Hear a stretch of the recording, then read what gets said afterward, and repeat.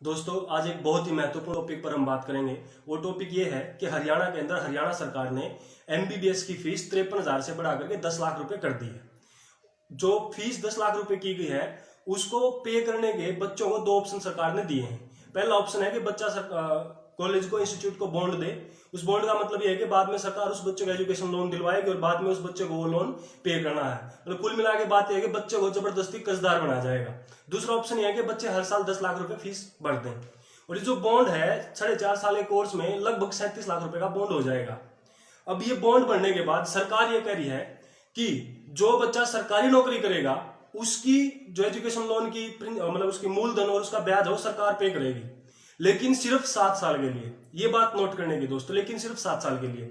अब जो 40 लाख रुपए के आसपास का जो किस्त बनेगी वो सिर्फ 7 साल की नहीं, वो 15 साल से 20 साल से भी ज्यादा किस्त बनेगी। 7 साल के बाद उस किस्त को कौन भरेगा? कुल मिला के बात यह है कि वो बहुत सारा का सारा स्टूडेंट्स के ऊपर पड़ना है और बाद में सरकार उस 7 साल को 0 पे ले आए 3 पे ले आए, इसकी भी कोई गारंटी नहीं है। दूसरी बात जो सरकार कह रही है कि जो सरकारी नौकरी करेंगे, अब सरकार जो सरकारी नौकरी निकाल रही है वो हर साल अगर एवरेज निकाले तो मुश्किल से 150 से 200 के बीच में होती है। और जो बच्चे पास आउट होते हैं हर साल एमबीबीएस करके, 850 सरकारी सीट है, 600 प्राइवेट सीट है, मतलब 1450 के आसपास टोटल बच्चे हर साल पास आउट होते हैं, डॉक्टर बनते हैं। लेकिन पोस्ट निकल रही है सिर्फ 150 से 200। अब जो 200 के बाद बच्चे बच गए 1200 के आसपास, वो तो सरकारी नौकरी नहीं कर सकते। और सरकार इसमें पॉलिसी में भी इसके पॉइंट नंबर 9 पे साफ कह रही है कि सरकार बाध्य नहीं होगी जो डॉक्टर होंगे बनके डॉक्टर निकलेंगे उनको सरकारी नौकरी देने के लिए। जब सरकार के पास सरकारी नौकरी है ही नहीं तो सरकार ऐसी नीति क्यों लेके आ रही है कि बच्चा अगर सरकारी नौकरी करेगा तो उसका लोन सरकार भरेगी? कुल मिला के बात है कि सरकार जितने ये लॉजिक दे रही है ये सारे के सारे लॉजिक बस बातों को गुमराह करने के लिए, बच्चों को गुमराह करने के लिए, जनता को गुमराह करने के लिए। अब इसके बाद जो अगला सवाल है साथियों, जो सरकार ने ये कहा कि डॉक्टर बनने के बाद जो सरकारी नौकरी करेंगे, अब एमबीबीएस बनती है तो बच्चे नौकरी करते नहीं है। बहुत सारे बच्चे पीजी भी करते हैं, बहुत सारे बाहर भी जाते हैं। जो बच्चे एमबीबीएस के बाद पीजी करना चाहते हैं यानी कि एमएससी एमडी करना चाहते हैं, उनके बारे में इस पूरी नीति के अंदर सरकार ने कहीं कुछ नहीं लिखा, सिर्फ एक पॉइंट डाल दिया कि इसके बारे में बाद में बात करेंगे। जो इतनी बड़ी और इतनी इंपॉर्टेंट बात है उसके बारे में बाद में बात करेंगे। और अगली बात यह साथियों कि जो जिस तरीके से एलपीजी सिलेंडर की सब्सिडी के साथ हुआ, खाते में सब्सिडी आने लगी, धीरे धीरे सब्सिडी खत्म कर दी।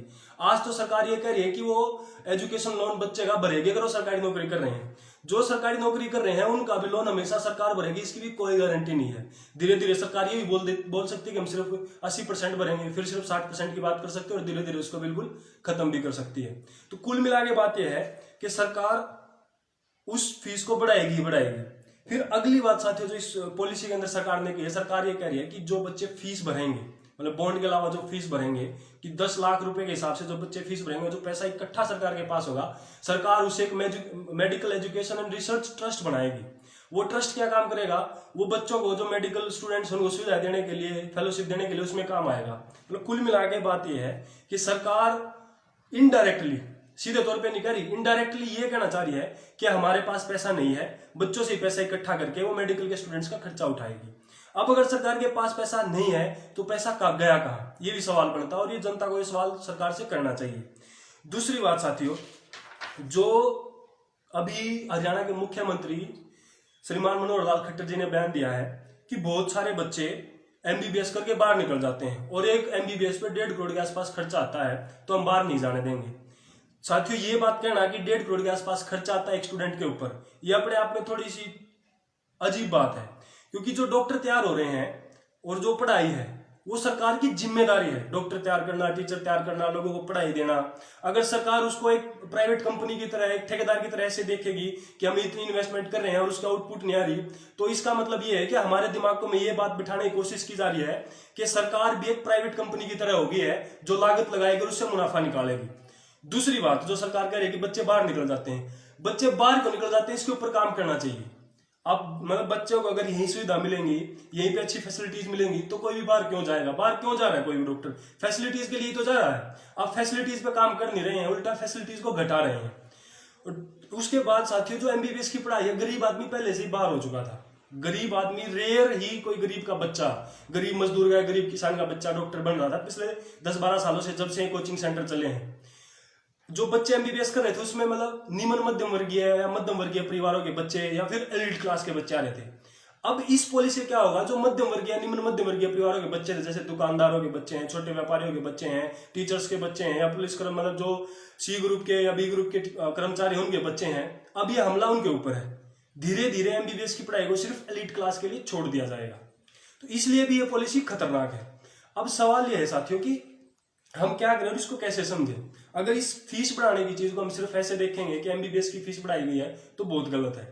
सरकार की मंशा को हमें देखना पड़ेगा। पिछले लंबे समय से सरकार जो नीतियां लेके आ रही हैं वो सारी इसी तरीके की हैं। 2019 में हरियाणा के सभी सरकारी कॉलेजेस की फीस बढ़ा के दुगनी कर दी गई थी। बच्चों ने आंदोलन किया, जबरदस्त आंदोलन हुआ, उसके बाद सरकार को पीछे हटना पड़ा और वो फीस बढ़ोतरी का फैसला वापस लेना पड़ा।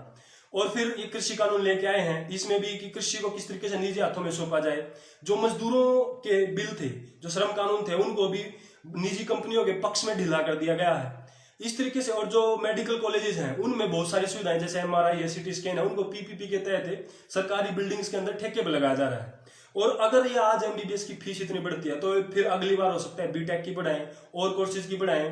तो ये मामला सिर्फ एमबीबीएस का नहीं है, ये मामला इस देश के हर नागरिक का है। क्योंकि फीस बढ़ना, एक कोर्स की फीस बढ़ना, वो हर कोर्स को इफेक्ट करेगी, हर कोर्स पे अपना प्रभाव डालेगी। दूसरी बात, अगर कोई बच्चा 40 लाख रुपए दे के डॉक्टर तैयार होगा, 40 लाख रुपए तो डायरेक्ट फीस है, उसके अलावा जो खर्चा रहेगा, मतलब कि ये लगा लो लगभग 70 लाख के आसपास बच्चा खर्चा लगा के जब डॉक्टर तैयार होगा, तो क्या वो एक अच्छा डॉक्टर बनेगा या उसको दिमाग में सिर्फ मुनाफा रहेगा? ये भी सोचने की बात है कि जब आप उसको इतना मजबूर कर दोगे, उसको इतना कर्जा हो जाएगा, वो इंसानियत की सोचेगा, अपना कर्जा उतारने की सोचेगा। जब उसके दिमाग में कर्जा उतारने का होगा, उसका परिणाम क्या होगा समाज के अंदर, उसको सरकार बिल्कुल नहीं सोच रही है। इसके ऊपर आपको और हमको सोचना पड़ेगा।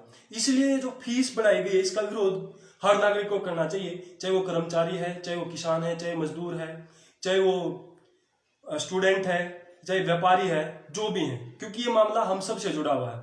इसलिए दोस्तों आप सभी से अपील है, इस बॉन्ड पॉलिसी का विरोध करें। और विरोध करने के बहुत सारे तरीके हो सकते हैं। आप सभी सोशल मीडिया पे, अपनी फेसबुक पे, व्हाट्सएप पे डीपी लगा के कर सकते हैं, अपनी छोटी सी वीडियो बना के डाल सकते हैं कि हम इस बॉन्ड पॉलिसी का विरोध करते हैं जिसमें इतनी महंगी फीस की जा रही है। आप इसका विरोध कर सकते हैं। दूसरी एक और बात बता रहा हूं साथियों कि पिछले 2 साल से लगातार सरकार ये कह रही है कि जो बच्चे सरकारी कॉलेज से एमबीबीएस कर रहे हैं उनके लिए हम कंपलसरी करेंगे कि 2 साल के लिए सरकारी नौकरी करें। अब उसको करने से सरकार को किसी ने नहीं रोका था, लेकिन सरकार ने उसकी बजाय ये फीस बढ़ा दी है। तो जो सरकार के लॉजिक है साथियों, जो सरकार तर्क दे रही है, दरअसल सरकार कुतर्क कर रही है, सरकार हमें भरमा रही है, सरकार हमें सही बात नहीं बता रही। सरकार हर चीज को निजी हाथों में सौंपना चाहती है। हकीकत यही है। जितनी जल्दी हम जागरूक होंगे, जितनी जल्दी इस निजीकरण की मानसिकता के, ठेकेदारी की मानसिकता के खिलाफ लड़ना शुरू करेंगे, उतना ही अच्छा होगा हमारे लिए और हमारी आने वाली पीढ़ियों के लिए। धन्यवाद दोस्तों।